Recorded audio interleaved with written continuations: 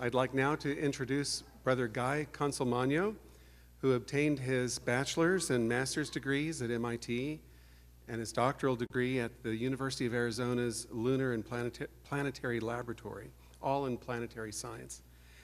After postdoctoral research and teaching at Harvard College Observatory and MIT, in 1983 he joined the U.S. Peace Corps and served in Kenya for 2 years, teaching astronomy and physics. In 1989, Consolmagno entered the Society of Jesus and took vows as a brother in 1991. On entry into the order, he was assigned as an astronomer to the Vatican Observatory and became curator of its remarkable collection of meteorites. During 1996, Brother Guy took part in the Antarctic search for meteorites, discovering a number of meteorites on the ice fields of Antarctica. An asteroid was named in his honor by the International Astronomical Union. Now that asteroid is affectionately known as Little Guy. Brother Guy's research is centered on the connections between meteorites and asteroids and the origin and evolution of small bodies in the solar system. In addition to authoring over 40 refereed scientific papers, Brother Guy was recently the chair of the Division for Planetary Sciences of the American Astronomical Society. Brother Guy has written many popular books, including most recently one entitled "Would You Baptize an Extraterrestrial?" and other questions from the astronomer's inbox at the Vatican Observatory. Brother Guy was awarded the 2014 Carl Sagan Medal of the American Astronomical Society for outstanding public communication by an active planetary scientist. He is also a frequent speaker at science fiction conventions. Last September, Pope Francis named Brother Guy director of the Vatican Observatory. So Brother Guy, we're grateful that you have come to Oklahoma for this Galileo's World Symposium to speak on Galileo as a scientist.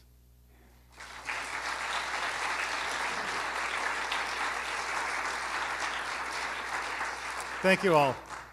There's so much to say about Galileo that can't possibly be covered. I'm not going to be talking about the Galileo affair. I'm not really going to be talking about his interaction with the church. The short answer, if you have any questions about that, is everything you know about Galileo and the church is wrong, but the truth does not make the church look any better.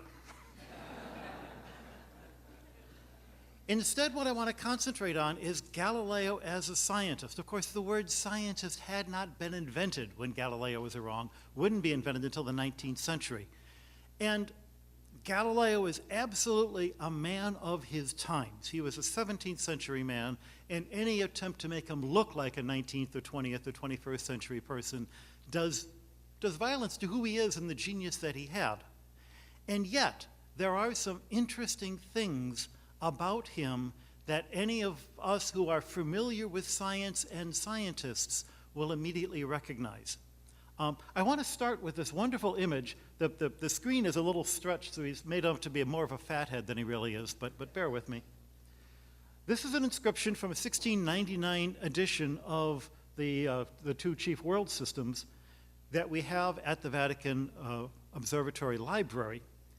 And there's the picture of Galileo, looking wise, because of course you have to have a beard to do that.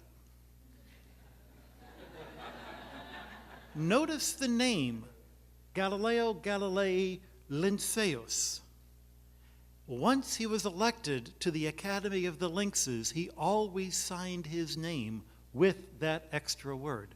He was so proud to be a member of the Academy of the Lynxes. And there are displays about the Academy of the Lynxes here, actually in this very building. That's an important point to remember. Below, philosopher and mathematician. That's also very unusual. Before Galileo, well, and a few others of his era, mathematics was considered very much a lesser field than being a philosopher. Might be sort of nowadays you might say that someone did quantum physics and fixed your plumbing. The idea that mathematics was merely a tool, merely a means of calculation, and should not be raised to the level of a philosophy was something that he worked hard to overcome. As a scientist, the real question we have to have is, what kind of scientist was he, and what sort of scientist that we might be familiar with today does he remind us of? I have here, of course, Carl Sagan and Neil deGrasse Tyson, both famous or infamous for being media stars. I can say from experience, being almost a contemporary of Carl Sagan's, he was only about 10, 15 years older than me, and still a young man when I got into the field of planetary science, that while he was famous throughout America for being on television, first the Johnny Carson show and then his own TV show, every planetary scientist, there aren't that many of us, knew him and had nothing good to say about him. And that's 100% due to jealousy. And I think a lot of that same effect redounded on Galileo. And the same can be said of Neil deGrasse Tyson, who, all of my friends who are not astronomers will go on a great how much they enjoy his stuff, how much they like his stuff. I can't watch his Cosmos any more than I could watch Carl Sagan's Cosmos, because I keep thinking of all the things he got wrong. And why did he do it that way? And how come he didn't talk about...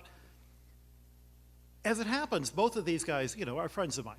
And some of you know I wrote a book called Turn Left at Orion. My co-author of that book, Dan Davis, was a high school friend of Neil deGrasse Tyson's. So we go back a ways.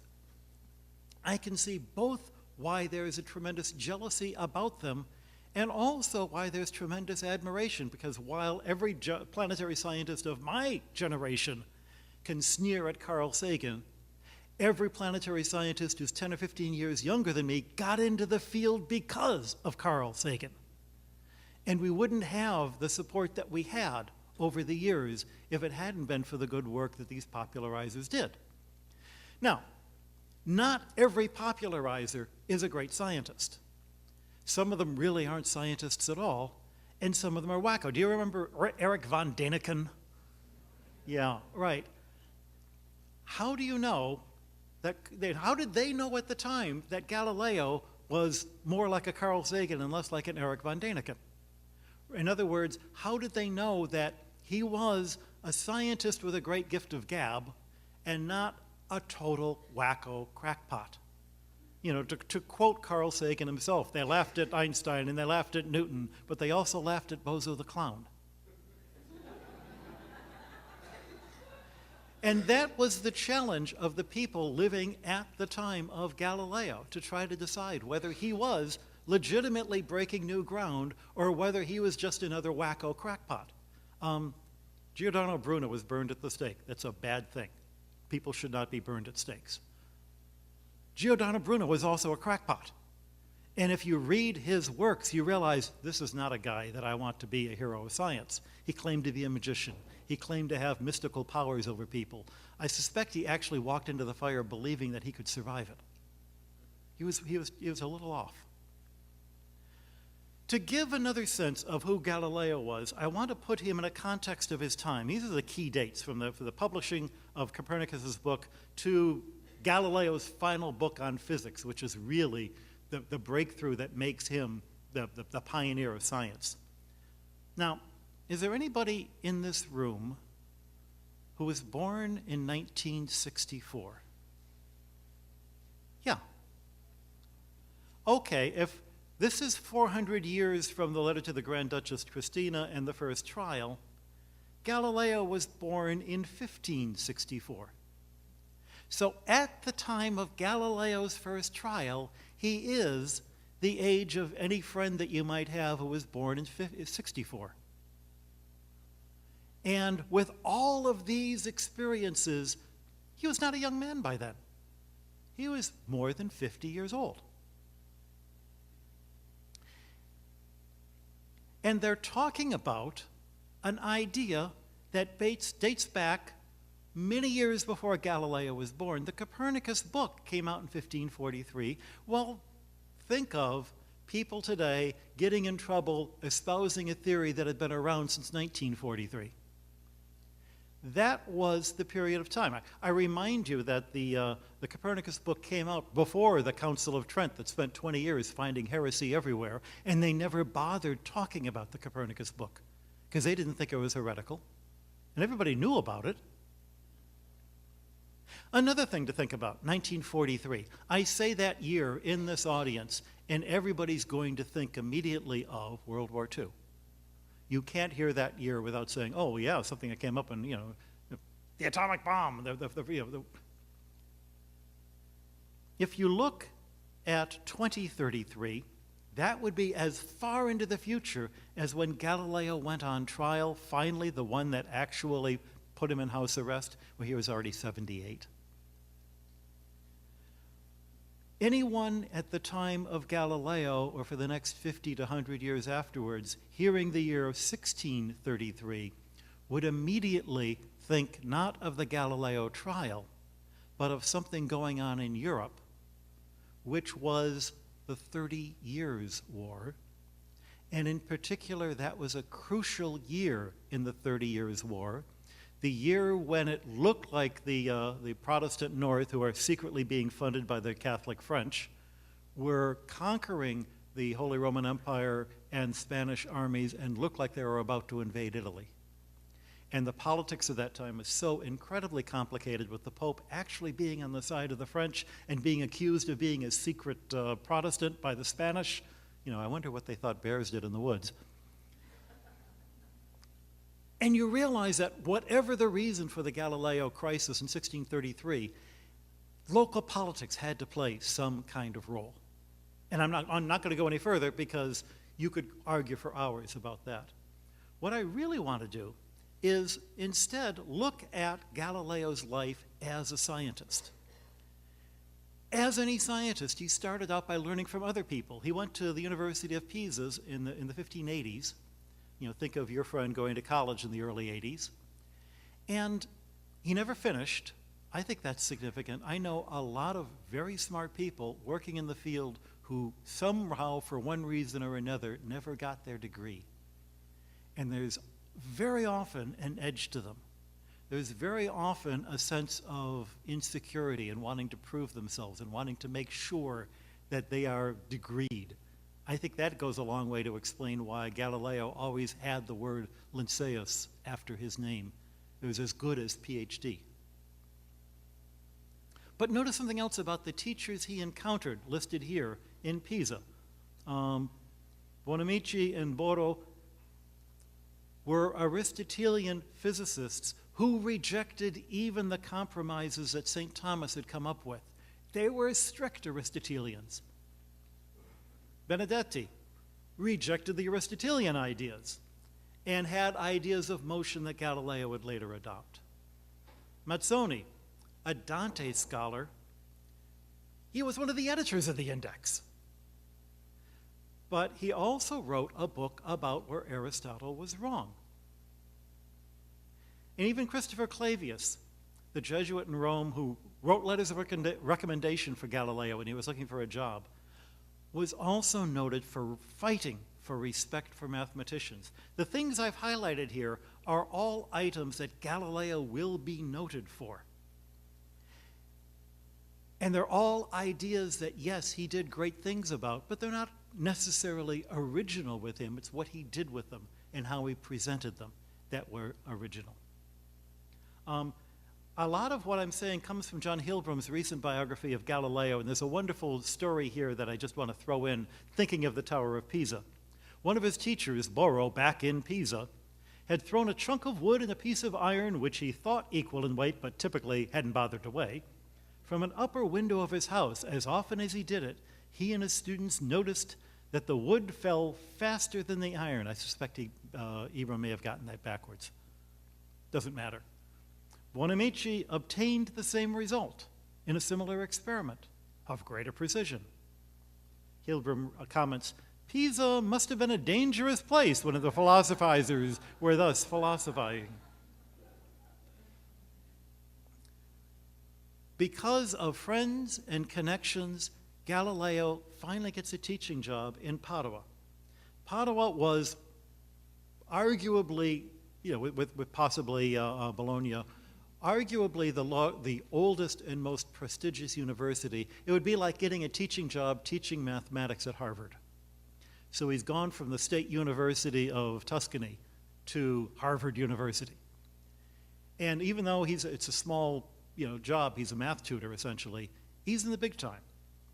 And he's got a number of friends there who, again, are fascinated with Aristotle and ideas that were contrary to what the church was teaching.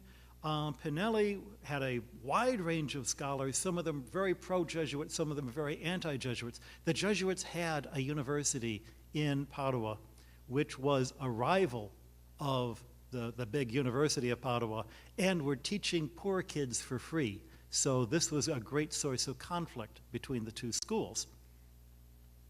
Most notable, Paolo Sarpi, was a monk, but a bitter foe of the Jesuits. And Hilbrun writes, Galileo later said of Sarpi, no one in Europe comes before him in knowledge of the mathematical sciences.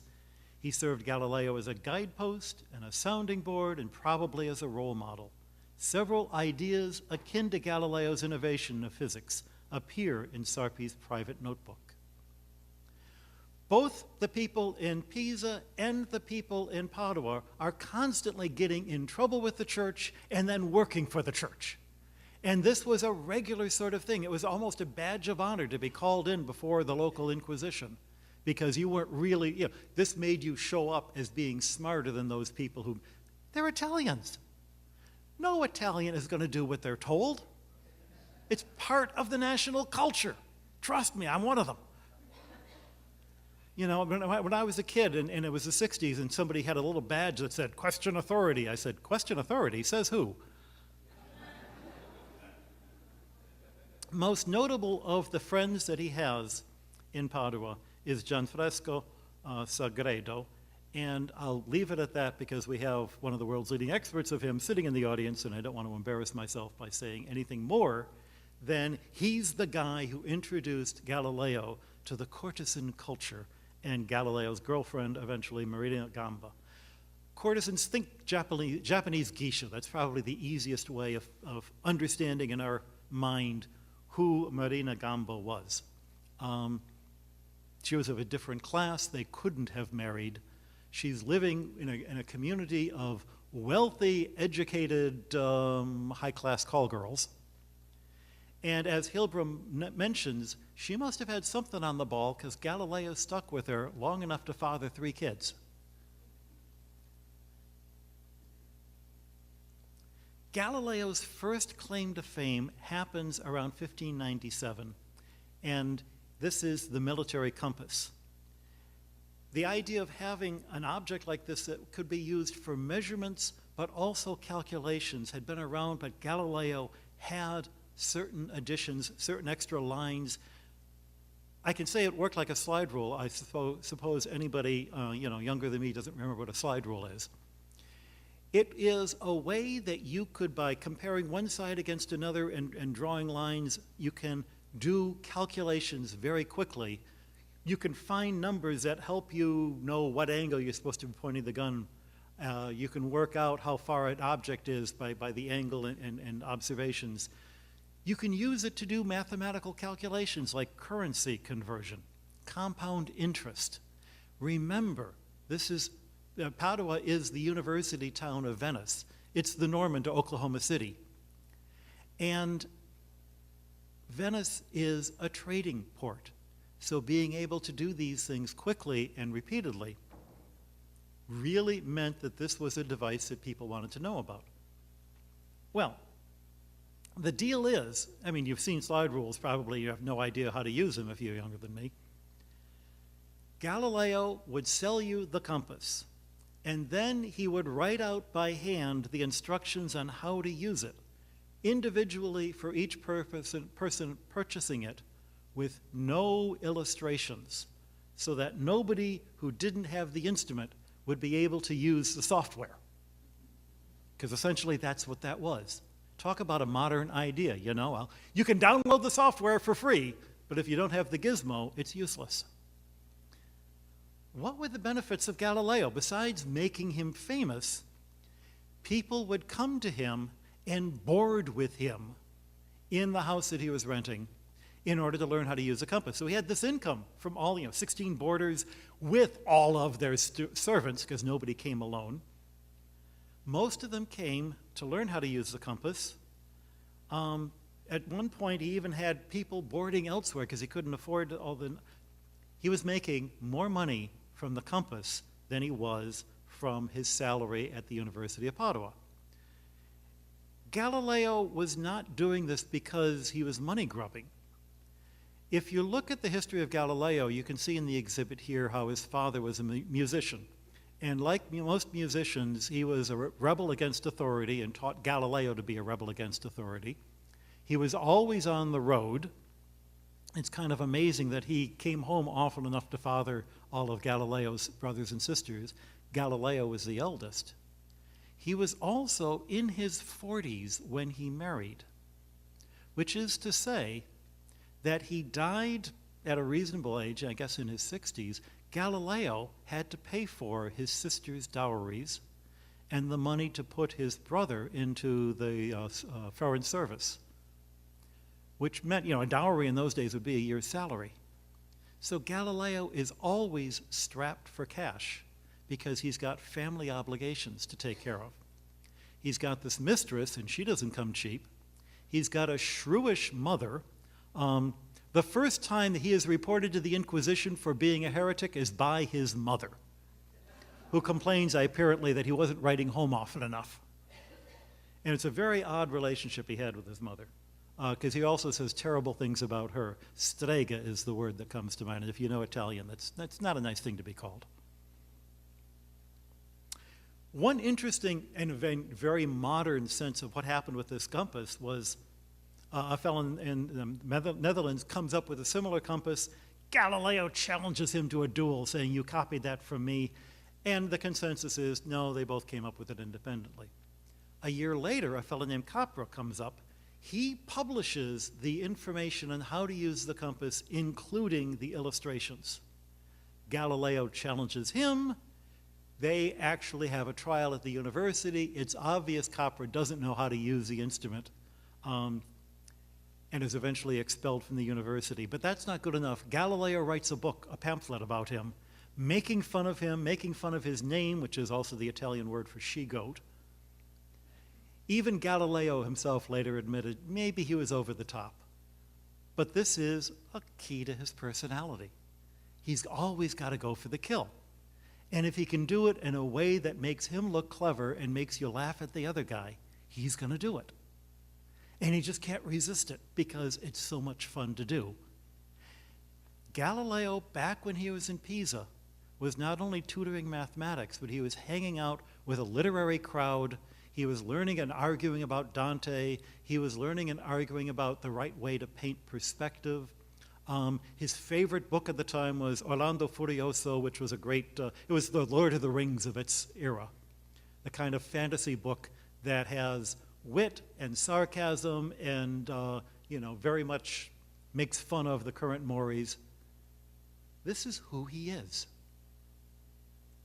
At the same time, while he is in Padua, he comes up to and becomes in contact with the idea of the Copernican model. His role model, Sarpi, suggests that maybe the tides in the oceans are caused by the Earth being jiggled around in a way, if the Earth is moving as it would be in the Copernican system, which is actually the same model that Galileo adopts for his own to prove the Copernican system later on. It's notable that the tides in the Mediterranean are really, really complicated, and so Galileo can be forgiven if he thinks that there's only one tide a day and not two, because anyone who lives in the Atlantic or the Pacific Ocean knows his model wouldn't work even if it worked. We have a letter from 1597 that the Copernican system is much more probable than the opinion of Aristotle or Ptolemy. In 1604, a supernova is observed, and the fact that you can see a new star in the sky out beyond the realm of the moon, where things are supposed to be eternal and perfect, challenges the Aristotelian model, but the fact that there's no parallax to it also challenges the Copernican model. If you have a system where the Earth is standing still, like the Tycho Brahe model, that can accommodate it. Rather than saying, all right, this convinces me of the Tycho Brahe model, Galileo instead says, oh, the new star that you're seeing there, that's just air from the Earth going out beyond the realm of the moon. The point is, Galileo is a Copernican 10 years before the telescope. When he gets the telescope and he observes things, he is seeing what he expects to see and what he wants to see to confirm what he's already believed. Does this make him a bad scientist? I'd say this makes him a typical scientist. For those of you who don't know the Tycho Brahe system, I've got a little diagram of it here. The Earth is in the center, the sun goes around the Earth, and the other planets go around the sun. Mathematically, except for the positions of the stars, this is no different from the Copernican system, except you've got a rotating and offset frame of reference. So that by no observation of planets can you tell the difference between the Tycho Brahe system and the Copernican system. There are other observations that can test them, but before the telescope, it would be impossible to tell. What about the telescope? Again, from Hilbrum's biography. In Italy, nothing new going on except the arrival of that spyglass that shows distant things. I admire it for the beauty of invention and the level of art, but for use in war on land or sea, there's nothing good in it. Later in the summer of 1609, after he knows about the Dutch design, he then gets a copy of one in July of 1969. He looks at it. A traveling salesman is offering to sell this to the Senate in Venice for 1,000 scudi, about 2 years' wages. And he advises the Senate, don't waste your money. Within a month, he'd figured out how to make it himself. Now, Galileo already had a lens outfit. Sarpi tells him how to make a telescope. You put a concave lens there, a convex lens there. The other thing that Galileo had, of course, being in Padua, the Norman to Venice, is that he had Venetian glass. Glass that was clear, didn't have bubbles, was of uniform quality, and lots of it. So he could keep trying to grind and grind and grind lots of lenses to get the few that are actually good enough to use. Galileo is doing what Sarpi tells him to do. He has no idea how the telescope actually works, and apparently never did. As they say here, that every time Sagredo tried to get an explanation, so how does this thing work? Galileo would give him smoke and mirrors, but never really was able to explain it. So, at Sarpi's suggestion, apparently, at the end of August, Galileo presents this telescope that the other guy was selling for 1,000 scudi, and he gives it for free to the Republic of Venice. And all of his friends are using his fame and his good name for doing this to make sure that he gets a promotion to, full professor and a salary of 1,000 scudi a year, which was double his salary, so he doesn't have to sell military lens, compasses anymore. That December, he takes his best telescope, points it at the moon, and sees the craters. Now, we've got here his drawings of the moon. We saw these earlier today. He was not the first person to look at the moon through a telescope. He's not the first person to draw what the moon looked like through a telescope. Thomas Harriot was the first person to do that. But compare the drawings. Thomas Harriot's sketch on the right, besides the fact that he's got the terminator all wrong, it looks like a flat disk. Galileo, with his training in art, living in Renaissance Italy where perspective is already the norm, is able to see what he sees in his telescope as a round ball. His mind is already trained to see that. And he's skilled enough to know how to illustrate it. sketching what you see through a telescope is a whole lot harder than it looks. And it's a marvelous art. Any of you who are amateur astronomers and trying to figure out what to do with your spare time, start trying to sketch what the moon looks like. I have a friend who lives outside of Dublin who's a wonderful sketcher, and she has made it a task to attempt to reproduce the sketches that Galileo made of the moon. She's been working on it for several years. Galileo did this in like a couple of months. And they're remarkable pieces of art because they're not only beautiful and accurate, but they convey what he saw. And what he saw was more than what Thomas Harriot saw. What he also saw, of course, was that both the moon and Venus had crescent phases, which is what Copernicus predicted, but of course also what Tycho Brahe predicted. And then in January, he points his telescope to Jupiter, sees little dots. The first day that he sees them on the 7th of January, he says, I didn't pay attention to their distances because he figured they're just fixed stars. But the next night, they're in different places. I want to tell you a story. I was giving a talk to an amateur astronomy group outside of Scottsdale, and the president of the club said, funny thing, when I was a kid, 16 years old, I made my own telescope. No grown-ups helped me. You know, I walked around the barrel grinding the mirror and grinding the mirror and grinding the mirror, and I put it in the tube, and I wrote away for a focuser and an eyepiece and a tripod, and I put this all together. And the first time I took it out at night, I turned it to Jupiter, and he's told me, I was so disappointed. I was just heartbroken. Jupiter looked fine. It was this lovely disk with the stripes and things.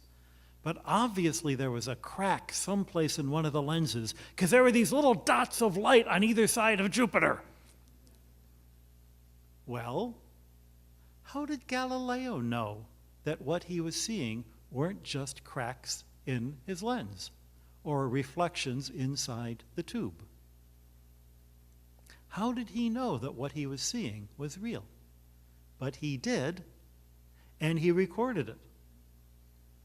So he sees the craters and mountains in the moon. How did he know that they were mountains? Who had ever seen mountains from high above looking down? But he recognized that what he was seeing on the moon were mountains. Saw the phases of Venus. He saw the Orion Nebula. And what's wonderful is that every nebula that he sees, he records in the Sidereus Nuncius as a collection of stars. We now know they really are nebulous clouds of light. But he assumed, oh, well, that was just my bad telescope. They must really be stars, and so he records what he expects them to be. The Milky Way that looked like a cloud of light, you look at it, it's really a bunch of stars. So the Orion Nebula, as we now call it, that looked like a cloud of light, probably, if you could see it a little more finely, would just be more stars. That was his logic. He looks at the Pleiades and sees many more than the 6 stars visible to the naked eye, follows the moons of Jupiter. And then a really interesting thing at the end of the book. Time prevents my proceeding further, but the gentle reader may expect more soon. I want to come back to that. Remember that phrase. Okay. Venice has given him a lifetime job at double his salary. Nonetheless, Galileo goes back to Florence, where he grew up, and talks to the new Grand Duke of Tuscany, a 20-year-old kid named Cosimo, who Galileo had tutored when he was in high school. Galileo would go back home over the summers. Cosimo was, a teenager trying to learn math. Galileo taught him math. He's now all of 20 years old. He's now the new Grand Duke. In his book, he names the moons the Medicean stars, dedicates the book to Cosimo. He did the observations in January, and the book is out by March. Boy, I wish I could publish that quickly. Instead of taking on this marvelous lifetime position at the most prestigious school in Italy and possibly the world, instead he comes back to Florence. Cosimo sends a horse-drawn litter to bring Galileo back home. All of his friends who had gone out of their way to pull strings to get him this promotion, he says, bye-bye, don't need you. Why would he do this? Well, for one thing, he didn't have to teach anymore. He got a full-time research job. Again, sounds like a modern scientist. If I am to return to my native land, I desire that the primary intention of His Highness shall be to give me leave and leisure to draw my works to a conclusion without teaching. Another argument that he gives, which is really interesting, when he was working in Venice, Venice was an oligarchy. He had to make lots of different people happy, lots of different members of the Senate. Rather than having to fight those political fights, he knew if he could just make the Grand Duke happy, he was set. One guy is easier to flatter than a whole bunch of guys who are usually at each other's throats. More to the point, he wants people to know that what he's discovered is real. Because not everybody believes that he has seen things that you need this magical device, the telescope, to see. He wants enough support to build telescopes to send to the other learned people around Italy so that they can back him up, yes, we've seen it too. And that requires money, more money than he was going to be getting out of Pisa, Venice. He also, though he knows he's a mathematician, insists on the title of court mathematician and court philosopher. He's basically saying, I want an honorary PhD, and people can call me doctor from now on. So in 1610, he leaves his girlfriend behind, no place for her, being having a courtesan coming down to Florence. That would not look good, especially with his mom around. He leaves his 5-year-old son with her. He takes the middle daughter, the older daughter's already been sent to Florence and being raised by his mom. And Marina dies 2 years later, so that's another load off his. There's great confusion in biographies of Galileo. After Marina dies, the then 7-year-old son is given over to a friend whose wife is also named Marina. And a lot of people conflate the two people, but they're two separate people. Anyway, he continues doing his astronomy. He sees the phases of Venus in June, and he arranges to finally come and get the Jesuits to endorse his work. He's got this friend, Christopher Clavius, the guy who had been really, really important in the reform of the calendar back in 1582. Clavius, though elderly, is still alive. He's got other contacts with the Jesuits. And he's going to demonstrate the telescope in Rome and get the Jesuits to not only endorse it, but to then use their system of schools to teach what he's seeing in the telescope and maybe even teach the Copernican system. A little side note, Dominicans and Jesuits. Dominicans and Jesuits have a lot in common, so naturally they've been long rivals since they both got started. The Dominicans date back to the Middle Ages. The Jesuits were only about 100 years old at the time, not even 100 years old. 1540 is when the order was founded. Both of them ran schools, but different sorts of schools. The Dominicans ran the old established universities, like the University of Paris. The Jesuits ran a series of upstart schools who were training the rising middle class. They had different kinds of spirituality, different ways of approaching God, different questions about the nature of grace, which was a really hot topic in the Protestant Reformation. The Protestants at the time were mostly the nouveau riche, upper middle class bourgeois who had just learned how to read. They had Bibles and they were reading Bibles for themselves. And they thought that, grace is this ultimate gift because I'm horribly condemned until God gives me the grace. The Jesuits are saying that grace is a gift that you accept, and therefore your good works is a sign of acceptance. And the Dominicans have a different understanding of how do I save myself? How do I become a good person? If I'm so corrupt that, confession, I, Guy Consolmagno, who works at the Vatican, am so corrupt that I could not resist that chocolate cake at lunch. If I am so corrupt that I cannot resist temptation, how can I ever be saved? And that nature of how can I be saved had led to a 50-year dispute between the Dominicans and the Jesuits until finally, in 1610, the Pope tells them both, shut up, stop arguing with each other, we've got the Protestants to worry about. This is just going to lead to another split in the church. But it meant that there was bad blood between the Dominicans and the Jesuits. And Thomas Campanella, I think is the name, who is the first to speak against Galileo in Florence. Thank you. Actually, there was before him. It was not. I don't think it was Lurini. It was the one who was in Santa Maria della Mole.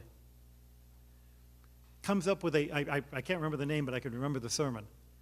After the ascension, the angel comes to the disciples and says, "Men of Galilee, why are you looking to the heavens?" He says, "You see, they're talking about people following Galileo. Why are you looking to the heavens? All of the truth can be found in the Bible."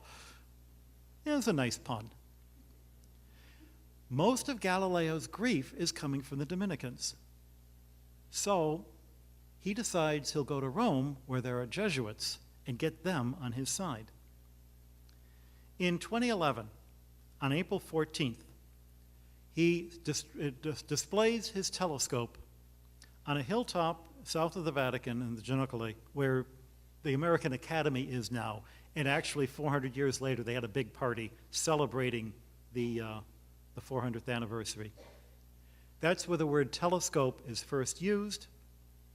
A couple of weeks later, 4 mathematicians write to Bellarmine that they've looked through the telescope. They see what Galileo sees.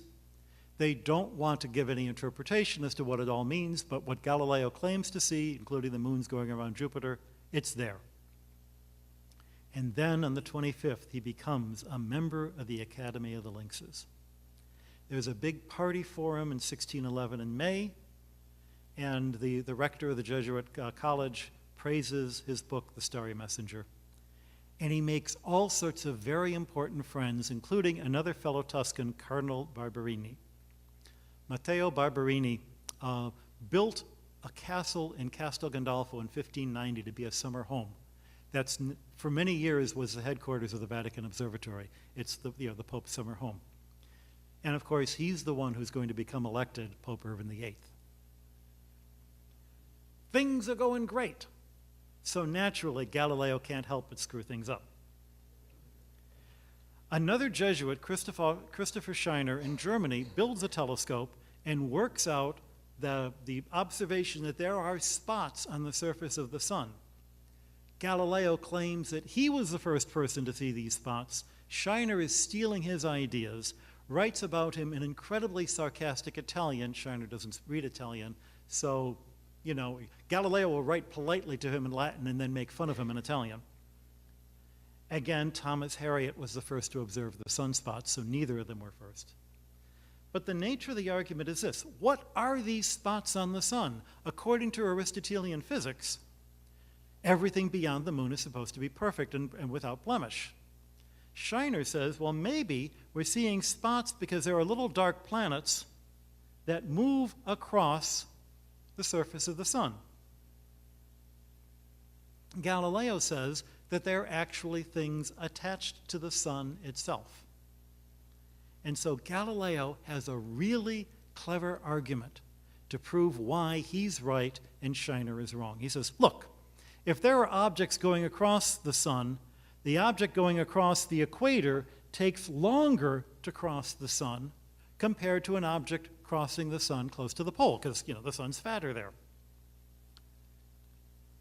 He says, and he publishes, I have carefully observed spots crossing the sun at every latitude, and I can affirm that they take exactly the same amount of time. Therefore, the spots are attached to the surface of the sun. It's a piece of brilliant reasoning. It's a really clever way of testing hypotheses with observation. It's one of those things that makes you want to say he's, a fabulous scientist, because he was able to entertain an idea and test it. Only one problem. The poles actually spin faster than the equator. If Galileo had actually observed what he claimed to observe, he would have seen this, because it's a big difference. It's the opposite of what Scheiner would have done. It actually takes longer for spots to cross in the upper latitudes than across the equator, but he suppresses that little difference. The first person to actually note and record the fact that stuff at the upper layers moves slower than on the equator because the sun is not a solid sphere, it's a big ball of gas. The first person to actually record that is Christoph Scheiner, many, many years later. So here's Galileo at his most brilliant, faking the data to fit his theory, and getting away with it because, frankly, he was right. Again, you ask, is this a sign of being a bad scientist, or is this a sign of being a typical scientist? The philosophers of science tell us that all data are theory-laden. Every time you make a measurement, you already have in the back of your head what you're expecting to see. If you didn't, you wouldn't know how to interpret what you see. And more often than not, you see what you expect to see. I'm running way short of time, but I've got some, just mention the dispute about where the comets come from. Grassi writes a book in 1618 that sounds like he's a fan of Galileo, but he's observing the comet of 1618. He's got colleagues elsewhere, other Jesuits. They both observe it in Draco, regardless of where they're looking from. This makes them conclude that the comet is out beyond the moon because we can't see any parallax. Galileo, under the guise of another name, makes fun of this, and basically he doesn't like the idea that comets are real and out there because the Copernican system can't handle the fact that you don't see a parallax, much less the backwards motion that you see in other planets. Grassi writes a book under a different name that makes, among other things, says, obviously he doesn't know how the telescope works, which is actually true. But Grassi didn't understand how the telescope worked either. All of this comes to a head when Galileo writes the Essayer.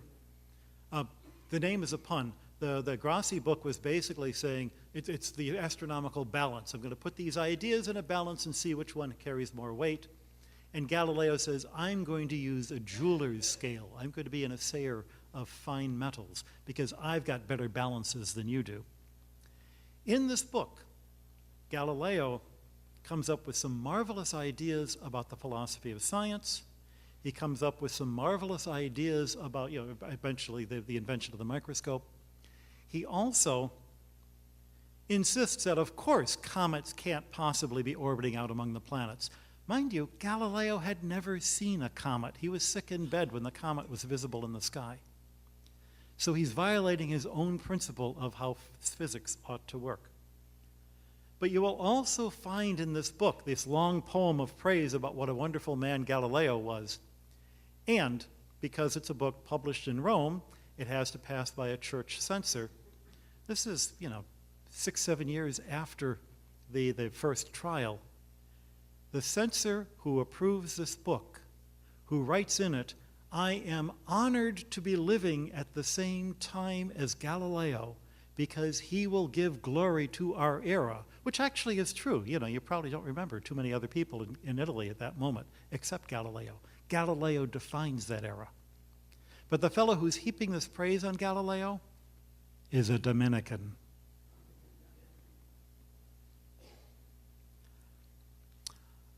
One other little bit of science I want to throw in here to explain why, in spite of Galileo's marvelous bits of writing, the Essayer is such a beautiful piece of writing that Italian school kids will read it simply for the style of Italian, because he's a fabulous writer. Riccioli writes this book, again, attempting to weigh the different systems. You can see the Copernican system on the right, on the left, and the Tycho Brahe system on the right. And which one is higher or which one is weightier, you can interpret that either way. This book is mostly famous because this is the book that has the map of the moon, which includes the modern names we use for craters. And notice that a number of the craters in a particular part of the sky are named for scientists who believed in the heliocentric vision, from Copernicus to Kepler to Galileo to Aristarchus to, Riccioli himself. On the other hand, in this book.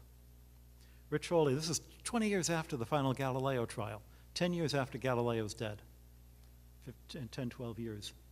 The big argument is the argument of parallax. So, let me remind you how the argument from parallax works. This is a grossly exaggerated view of the sky. I'm sitting here. I'm looking at that star, and behind that star I see 3 other stars. Half a year later, I look at that same star. It's now in a very different part of the sky behind 2 other stars.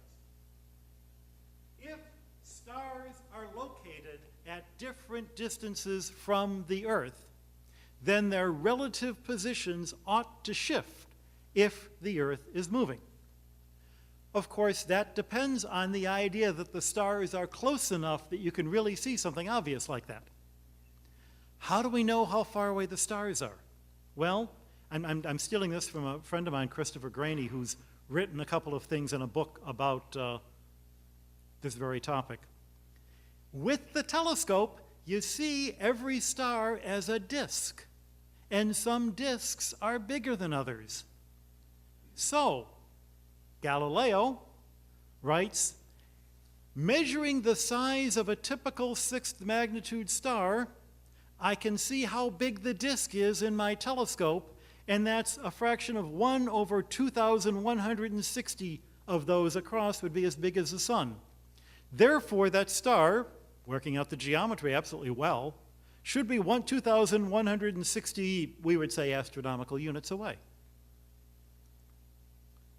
The big mistake is that he thinks that the disk he sees in the telescope is actually the disk of the star, but it's not. What they did not know then was the effect of the wave nature of light. If you've ever been at a harbor and you see waves coming into the harbor, the waves don't just get blocked by the harbor walls and then come in straight lines like that. They spread out. All waves spread out when they go through an aperture. The smaller the aperture, the bigger the spread. And this is, you see this in a ripple tank in every physics lab. Well, take a look at the aperture of Galileo's telescope. It's pretty darn small. What you see in terms of the intensity of the light as a function of distance away from the center point, even if the light is a perfect point, in the telescope it's going to be spread across in what's called an airy disk. And if you're really lucky, you'll see little rings because it goes to 0 and then comes up and goes to 0 again. That's the airy disk. Now, if you've got a fainter object, the airy disk is the same size, it's just fainter. But looking through a telescope, you're not seeing all the way down to 0 brightness. The really faint light is too faint for your eye to see. So let's cut out all the faint light at the bottom end of this curve, and you can see the spread of what you can see is much bigger for a bright star than for a dim star.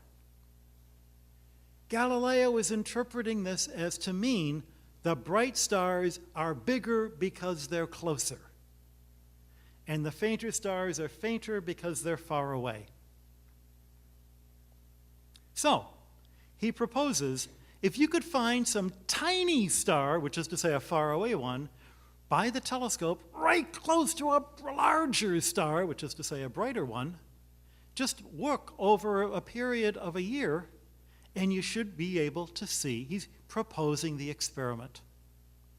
Well, do we actually see bright stars really, really, really close to faint stars? Ever looked at the Big Dipper? In the handle of the Big Dipper, there's a pair of stars, Alcor and Mizar. And they're so interesting as a pair of close stars that I'm sure people with the first telescope would have looked to see what's going on. If you did look, you'd see something like that, which cut down the brightness. Mizar itself is a double star. A bright star and a faint star. We now know it's one star orbiting the other, and they're actually the same distance apart.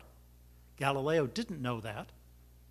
Galileo, according to his notebooks, actually recorded this in 1617 and never saw the parallax motion. So what did he do? Never published it. Again, does this make him a criminal or does this make him typical? Famous story of Einstein. After he'd come up with general relativity, somebody in the 20s came to him and said, these guys at Cambridge have run an experiment to test general relativity, and your theory fails. And Einstein says, well, they screwed up their experiment, that's all. God is subtle. He's not malicious. And Einstein was right. And Galileo was right. There's one last twist I want to add about the nature of Galileo as scientist. Because it's not just that Galileo was discovering cool things and making people think about maybe the order of the planets is different. Galileo is the beginning of a complete change in how people thought about themselves and their place in the universe. And I don't just mean where the physical place of the planets. There are three fundamental shifts from the ancient to a modern cosmology. The Golden Age mentality, the role of instruments, the standard of proof. You go to Italy, and you will see all around you the ruins of ancient Rome. Now, let's say it's 1400, and Rome is just recovering from the latest plague. And every day, as you're going across a really decimated Rome, you're seeing these ruins of the glory that was Rome. How can you not be faced every day with the truth that people in the past were so much better than we are?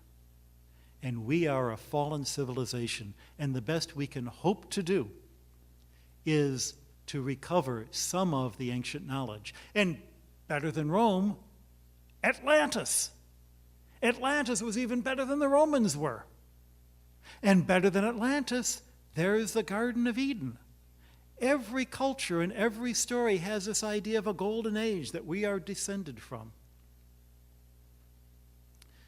The old idea is that knowledge is gradually fading over time and gradually fading by the inevitable decay and destruction of things.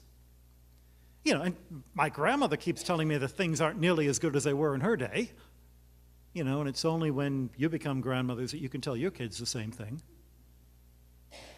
That idea that things were much better in the past meant you would study ancient books because those were ambassadors from the past that would give you some of the knowledge that had otherwise been lost. You can find that even in the book we have in the display here of Newton, who spent all of his time trying to figure out that, in the pyramids you can find evidence that the ancient Greeks and the ancient Egyptians really did know the calculus. And he was merely rediscovering what they knew. Even at the time of Newton, that idea is still holding sway. Contrast that with the modern, equally wrong idea that everybody in the past was stupid and that we're accumulating civilization, and as we get bigger and bigger and better, steam engines and electricity, we'll be able to solve all of our human problems. Technology is the answer to everything. Both of those are false ideas. There is a fresco behind the altar in the chapel at the University of Rome that was painted in the 1930s during the time of Mussolini. I'm sure the quality of the pigments of the paint is better than what Michelangelo had to deal with, but trust me, the art is not. Some things may accumulate knowledge over the generations, like technology, but other things don't. The modern twist on this idea of ancient people were stupid is, of course, the belief that, ancient people couldn't possibly have built the pyramids, therefore they must have been ancient astronauts. It's the same idea put on its head. The second point, which I'd raised before, the role of instruments in discovery. For the first time, you've got a gizmo that you need to have in order to see something. But if you don't know how to use the gizmo, you won't be able to see anything. Galileo had bad eyesight, so when he would focus the telescope, it was focused for his eyes. Other people had a hard time seeing anything through it. You guys who do amateur astronomy, you know that you probably have to spend as much on your tripod as you do on your telescope to get a really... We know who invented the telescope. I'm not sure who it was who invented the tripod, but that was equally important. On his way back from Florence during his big trip in 1610, Galileo stops off in Bologna, and he sets up the telescope by dangling it from a tree to look at Jupiter. Nobody can see anything through it. The field of view is dreadful anyway. It's really hard to find things. And Martin Horkey writes a book making fun of Galileo and saying this telescope is utter nonsense. How do you convince people that you've discovered something when it requires you to use an instrument that they can't use? We take that for granted now, including scientists who use instruments where I have no idea how to build a microprobe. I can't even build a modern telescope. I know how to use it.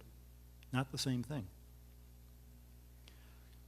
There is also the fact that, for the first time, Galileo is finding things that are not in any ancient book, and he's telling his readers, wait a minute, there's more to come. That is a shattering of the Golden Age mentality, because now I've got something that the ancients never talked about, a telescope.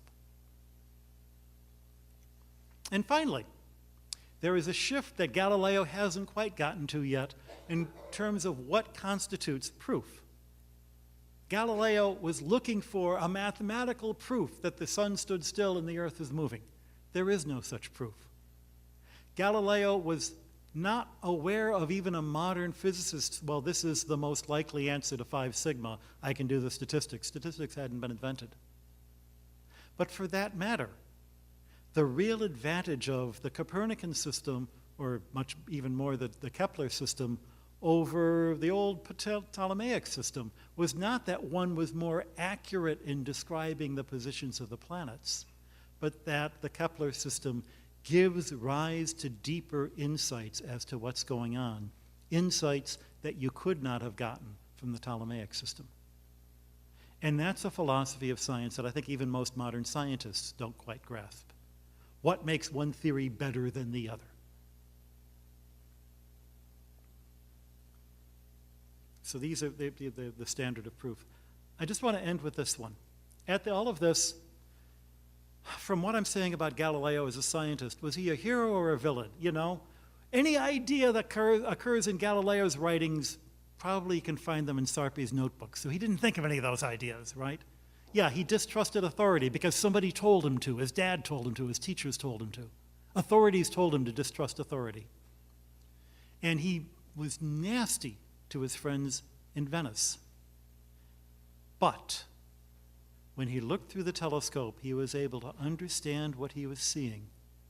What's more, he understood why it was important and why it mattered. He understood what a lot of my nerd friends don't get, why it's important to not just discover something, but to tell people about it. That science is a communal activity, and that it is only rich and only fertile and only worth doing when you can convince people, even if it means giving away telescopes, giving away the secret of how you got this knowledge. He was not one to keep things secret. He had, for all of his enemies, his kids and his followers, many of whom were priests, some of whom were Jesuits, deeply loved him and supported him even at the low point. And finally, even when his city didn't support him and when his church put him on trial for horribly unfair things, he remained faithful to them. He never turned his back on Florence.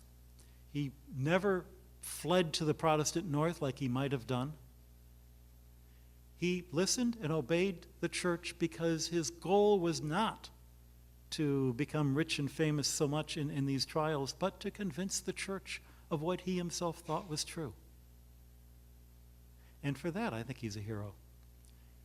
I think at the end of the day, we all can be proud of Galileo as a human being. As an Italian, we can be proud of him because he's a great Italian, for all of his quirks and his Italian personality. And as a Catholic, I can be proud of him. Well, not the first Catholic to ever get in trouble with the church, Cardinal Bellarmine had books that were on the index for a while. And so I think he is a hero. He is a man of his times, but also the first modern scientist, for better or worse. Thank you very much.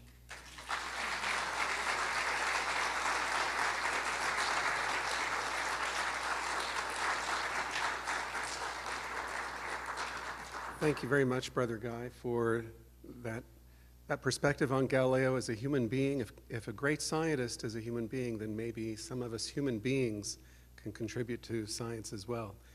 We'll go ahead and take time for one or two questions. Okay. Yeah, I apologize. I went way over, even though I took out half my slides. So, but if there are any questions, feel free, and then we'll have the discussion at 4 o'clock, of course. I think they're all eager to see the next talk, so we should probably go on. Thank you very much.